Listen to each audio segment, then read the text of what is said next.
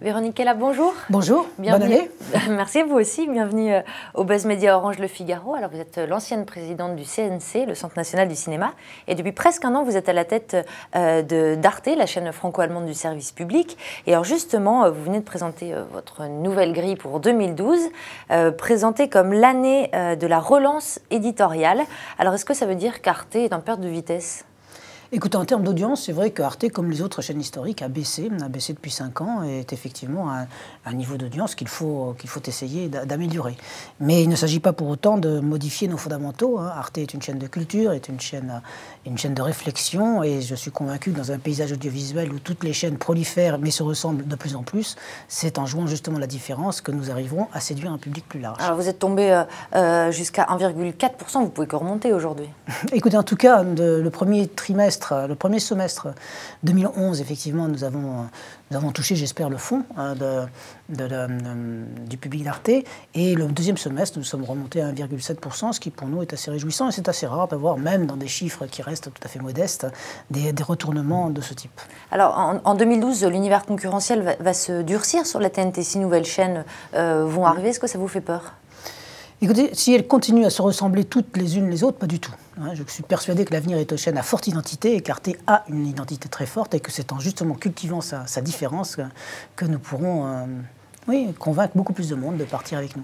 Alors, parmi les nouveautés, vous proposez des documentaires découvertes incarnées. Alors, pourquoi Arte arrive si tard sur ce type de documentaire qui est très en vogue sur les autres chaînes depuis plusieurs années ? Écoutez, nous, c'était l'incarnation, c'est-à-dire trouver un médiateur qui prend un programme et qui essaye de le faire comprendre au public. Ce n'est pas exactement notre démarche. Ce qui nous importait, c'était de trouver des gens qui avaient envie et dont c'était le métier de faire visiter le pays. C'est-à-dire qu'il n'y a rien de tel que d'avoir des médiateurs qui sont des concepteurs. C'est le cas avec les Dessous des cartes, avec Jean-Christophe Victor. C'est aussi le cas avec Raphaël Enthoven et la philosophie, qui est un philosophe, même si c'est lui qui présente.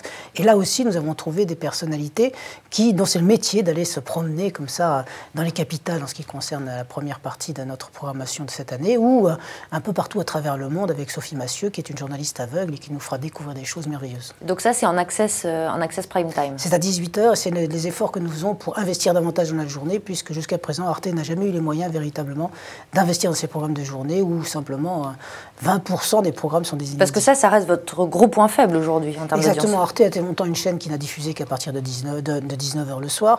Et maintenant, nous devons montrer que nous sommes une chaîne à temps plein, une chaîne qui sait véritablement proposer des programmes différents pendant la journée. Et nous commencerons avec cette série documentaire à partir de 18h tous les jours.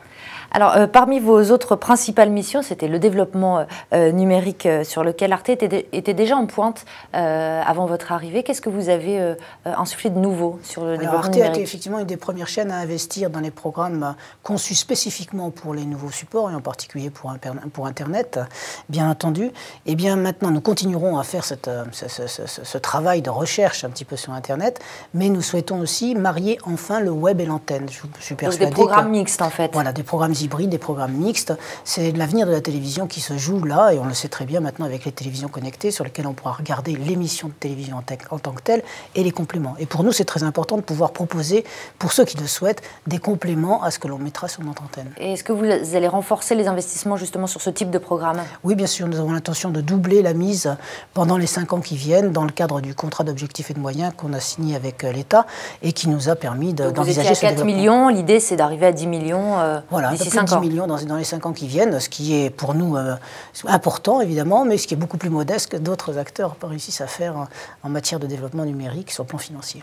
Alors je crois que vous aviez aussi des projets de plateformes thématiques. Quand est-ce qu'elles vont voir le jour ? Alors nous avons déjà autour du pilier qui est Arte en diffusion en TNT, nous avons déjà 2 plateformes numériques qui existent, l'une qui est spécialisée sur le spectacle vivant et l'autre sur les arts numériques.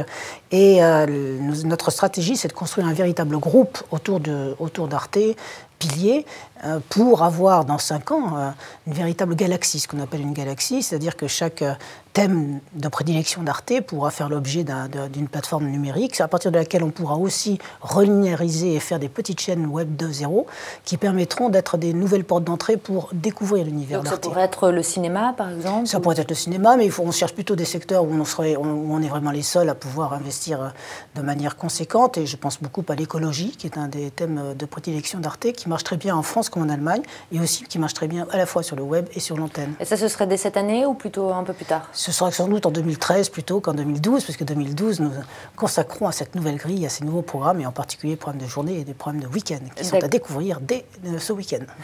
D'accord. Alors, ces efforts sur le numérique, est-ce que c'est pas aussi parce que vous avez du mal à rajeunir l'audience sur la télévision? En ce qui concerne le rajeunissement de l'audience, j'ai coutume de dire que les jeunes sont partis, ils ont quitté la télévision, ils sont sur leur micro-ordinateur, donc c'est à nous de chercher à leur proposer sur justement les nouveaux supports de diffusion que sont les micro-ordinateurs, les programmes qui les intéressent. C'est chercher à les faire revenir sur l'antenne, à mon avis, c'est terminé, c'est une peine perdue et ce serait tout à fait contraire à notre démarche. Alors, un mot sur votre nouveau contrat avec l'État. La dotation que l'État vous accorde va progresser de 7,3% cette année. À quoi vous allez consacrer ces fonds ? Justement à investir enfin dans les programmes de journée. Donc pendant la journée les programmes. Ah oui, c'est uniquement les programmes. Et même on rajoutera un tout petit peu plus d'argent que nous avons pu trouver dans notre trésorerie pour pouvoir mettre 20 millions de plus dans les programmes l'année prochaine, de façon effectivement montrer que Arte est une chaîne à part entière, une chaîne 24 heures sur 24. Et au moment où effectivement la couverture numérique permet d'être reçue 24 heures sur 24, c'est vraiment indispensable de le faire. Actuellement, 80% de nos programmes de journée, d'entre 7h et 19h, sont des rediffusion de programmes que nous avons conçus pour la soirée. Donc je crois que là, il y a une marge de manœuvre non négligeable et c'est important d'intéresser tout le public à toutes les heures. Très bien, Véronique Kellam, merci beaucoup. Et puis on se retrouve lundi avec un nouvel invité.